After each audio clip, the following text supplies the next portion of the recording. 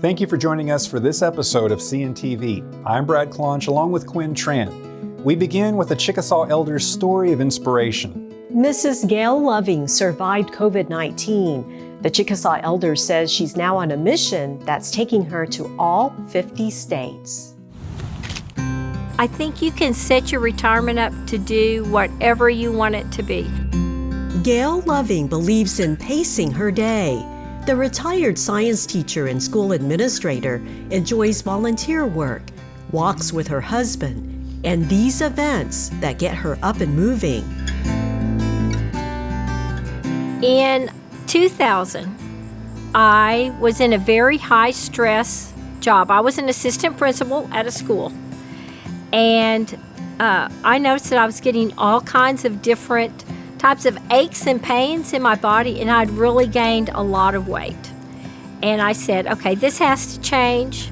I have a family with a history of diabetes in it, and I'm starting to go down that path, and I don't want to go there. She set a new course in her life more than 20 years ago. Inspired by the Oklahoma City Memorial Marathon, she began training as a runner. December of 2001, I ran my first full marathon in Dallas, Texas. It was the White Rock Marathon, and I was so excited. It was wonderful, absolutely wonderful. So wonderful that Gaile participated in a dozen marathons across the country. Each race taught her something about herself. I learned that I'm a social person, and running can be very solitary. I solved a lot of problems in my mind when I was out doing my running. I also learned that my diet, my exercise, my whole mental well-being, it all has to go together. Because of a string of injuries, her last full marathon was in 2009. The Chickasaw elder traded in her running shoes for walking ones. Gaile set a new goal that's inspired her younger sister Margaret to join in. Walk in half marathons, one in each of the 50 states. Then you get to see the beauty of this country and meet people. People are so friendly. It's turned into a wonderful thing of really having time with family and with each other. And so, I love it. I love the time, and we treasure it. She trains daily, 3 of those days with a group of friends. They walk 3.5 miles through downtown Oklahoma City. Walking has helped her prevent disease and even recover from COVID-19. My daughter and I knew that COVID affected your respiratory system.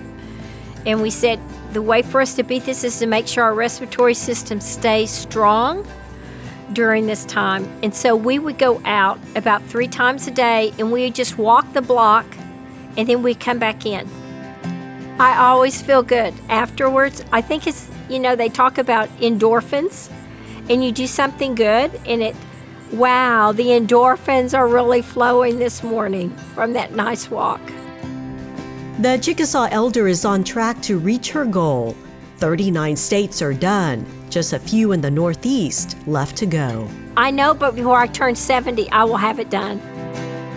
As a Chickasaw, we talk about having courage to do things. So I think I draw from that courage and that determination that, I'm going to make all 50 states. I mean, I've had some serious injuries that I've had to overcome along the way, but I'm going to make that goal. I think it helps us with the stick-to-itness to get a quest done. I think that the more I take care of my body, the less opportunity I give it for diabetes or COVID or any other disease to take hold. Just trying to stay healthy, live long. It was not easy to keep up with her and her walking group. We had to run to stay up to speed with her walking pace. Gaile is so positive, full of energy. She's an inspiration. We're cheering her on, and we'll keep you posted on her 50-state goal. A long hour our walking path. Here's a unique fitness app that's connecting people all over the country. The Chickasaw Nation developed the Aya app. Aya means to go or to journey. The interactive mobile walking app allows users to unlock new cultural and historical content along their fitness journey. We've walked more than 2.4 million miles as a group. We know that we've walked more than 5.5 billion steps. The mission of the app was to find a way to help Chickasaws improve their health. And so when you think about it, that we have Chickasaws that live in every state, how would we reach out to them? And this was the idea that we came up with, to create an app that no matter where you are, you can engage. And so that's what we've done. And we actually have users from every state in the United States, including Washington, D.C. So we feel that we really feel that we've helped to accomplish our goal. Anyone interested may get the app. It's available for download through the App Store and Google Play. LifeRx is another Chickasaw Nation fitness initiative that's making a difference in the lives of citizens. With the help of a lifestyle coach, participants have been able to learn about nutrition, cook healthier meals, and get back in shape. Chickasaw citizen Brad Frizzell explains how LifeRx has improved his quality of life. I've always been kind of active. Active wasn't the issue. It was really overeating that was the issue. What actually happened was I took a family photo, and one of my high school friends saw it on Facebook and asked me if I had eaten someone else. So, which can sound rough, but I have known him my whole life. I knew he was joking around. He and I talked about it, and I said, I think it's time to make a change. Usually you hear about, no fat or no carbs nowadays. With LifeRx, theirs was, we want to really drop down the fat. If we control how much fat we're intaking, we can kind of control the other things easier. And you don't realize sometimes how much fat you're actually taking in. In particular, my thing is I do enjoy salads, but my salad has to come with ranch dressing, which has a lot of fat in it. So, I had to cut out salads because I probably could have eaten something else. Don't get me wrong, but I enjoy ranch on my salad. So, and it was okay to make that cut and to really start tracking those fat calories. It definitely helped tracking the other things a lot easier. One of the things that I did invest in pretty quick was a food scale. So I do weigh my food, which sounds hard or difficult or a lot of work. It's actually not. It's just a small little scale. You just push it out, zero it in, put your items on there, and then you pretty much know what you're going to eat. Tracking that, and then I worked with Lauren Reich, and that's the health coach, the life coach. Yes. And so I was weighing that stuff, putting in there. And so then she could see some of the things that I was eating. So she could look at it, and I would say, I'm struggling here, I think. And she would say, have you really looked at what this is, what this has in it? And you get to look and you're like, oh, wow, I didn't realize that, or I was doing that, or how much more I was eating, and to see how those, increase this or decrease that can really affect. And having somebody else look at it can be a lot of help, because sometimes we don't see it, whether we don't want to or we're just too busy. Having that other person kind of look back and say, you went over because you ate this. Did you really have to eat that? And it's like, well, no, I could have done something different. I love tuna salad, but my tuna salad involves quite a bit of mayonnaise. So I've kind of given up tuna salad, and I've never really looked into it. And I just happened across a recipe where they use Greek yogurt. That's high in protein, no fat. And so I text Lauren. I said, have you ever done this before? She said, well, I eat chicken salad. And she said, I do it with that. I said, okay. So I went and grabbed it and used it that way. It was a little bit off on the taste. I did add a little bit of mayonnaise. When I mean a little bit, it's just one little teaspoon to kind of give it a little bit more flavor. But, instead of probably 30 grams of fat, I was only eating, 5 or 6. When I was making my lifestyle change, I started going to the gym, which I never have been a member of the gym. And so I was tracking that also. And lifting, I am big into lifting now. You shared with me a before and an after photo. What time span are between those photos and what results are you seeing? So that photo was a 2-year photo. I think I took it right before really COVID came along. So I kind of know that that's when it was. I didn't realize how much of a change. I mean, there's a big difference in my face there. One of the best moments was when my belt was too big. And so I had to trim my belt down 2 inches just so it would actually fit properly. So, I mean, there's been a 2-inch decrease in my waist. I'm down 25 pounds. I weigh 285 pounds. I did get down to 255. I've come up just a little bit, which that happens. I definitely have a lot more energy. You definitely feel it. We know that it helps with the good endorphins in our body, and we can be more productive at work and happier. And it takes a little bit to notice the change, but once you do, you definitely start enjoying it. He encourages people to participate in Life RX. It's a 1-year program focusing on healthy habits, setting goals, and seeing results. For more information, visit this web address for Life RX. During the month of November, we take time for Veterans Day and honor those who have served our country and continue to serve. The Veterans Lodge is a beautiful space for fellowship among Chickasaw veterans and for them to access services. Located across from the Chickasaw Nation Medical Center, the Veterans Lodge has staff who can help with veterans benefits and other resources available. The staff, who are former service members, say they're committed to assisting veterans and their families. I feel that I can still give back to the other veterans that are out there needing a hand, our Chickasaw veterans, to help them get where they need to be and help them along as best that I can. We enjoy helping veterans because most all the staff here are veterans themselves. Everyone needs help every now and then, so we're here to assist them. They took time out of their life to defend the nation, and this is something that we can help them in return with that. Contact the number on your screen to get in touch with Veteran Services. There is a wide range of resources for veterans, including mental health programs.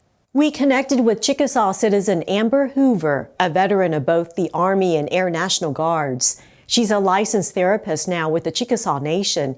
We spoke with her about the importance of caring for the health and mental wellness of our veterans. You listen to what they want to tell, what they feel comfortable in telling, and you don't push, to get extra detail, because sometimes it can be really painful and more traumatizing sometimes to relive those experiences, but to allow them to share on their own time, but not to miss out on the opportunity to, when they are ready, for you to be there for them. What happens when we ignore our mental health and wellness? It affects everything, every aspect of our life. Our physical health, when we have, unresolved stress and unresolved feelings, that can only affect our physical health. It causes stress on our cardiovascular system. It would be easier to answer what does it not affect, because it affects everything. I just want to make sure that those that have served our country and gave a lot of themselves are not alone. There is somebody around every corner that is more than willing to help them in any way. Veteran Services can help get people in touch with all of the programs and resources available through the Chickasaw Nation. In our last episode of CNTV, we introduced you to Captain Chris Wallace, who just completed his first Ironman event. We continue our conversation with him about growing up overseas and his path from West Point graduate to now an orthopedic surgeon. One of the biggest things was just a broad perspective of the world and people, just being able to understand people from a lot of different backgrounds, because living overseas, I went to an American school, but there were people from all over the world that went to this school, and just all different belief systems and backgrounds, and just being able to get along with people, no matter what their perspective is. Just being able to find the one thing that you can connect with them about. And I think that's kind of paid dividends for me down the road, just being able to make friends easily, or just connect with people, whether it be patients in the hospital too, people with a diverse, set of health problems. And so I feel like it has kind of made it a lot easier for me to connect with these patients, to understand cultural differences, things like that. So it has really been, a blessing for me. Having lived overseas and then kind of moved around for college and medical school, I've never really been in one spot. I went to medical school in Tennessee. I don't really say that I'm from there, but, growing up in the Middle East, coming back to Oklahoma in the summers, I think, being Chickasaw and having my family from that area has kind of been the bedrock of my personality, or who I am. It's just something that I can always go back to. And so I really, hold on to that a lot. You were accepted into West Point, which is not an easy task. What led you that route, and how has it shaped you?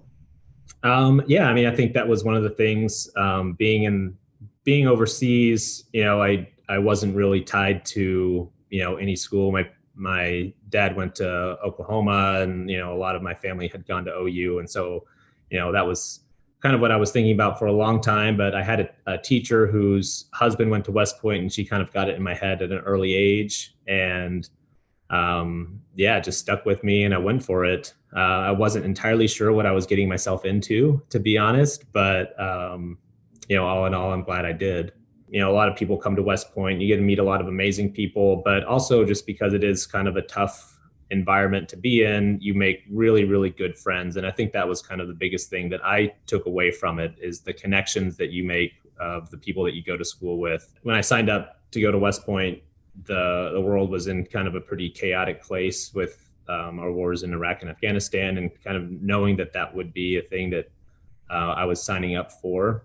One of the big things about growing up in the Middle East too was I, made a lot of connections there, made a lot of friends there. And but when I joined the military, my whole plan the entire time was to join the combat arms branches, infantry or artillery engineers, something like that, where you're actually out on the ground and fighting, because I do believe in the importance of serving your country and my desire to do that. But around the time at West Point, when you're supposed to kind of pick which branch of the Army you want to go into, that was the same time as the Arab Spring in the Middle East, where there was a lot of chaos in the Middle East, and it was pretty unclear who we were allied with, or who we might be engaged in a conflict with in the next year or so.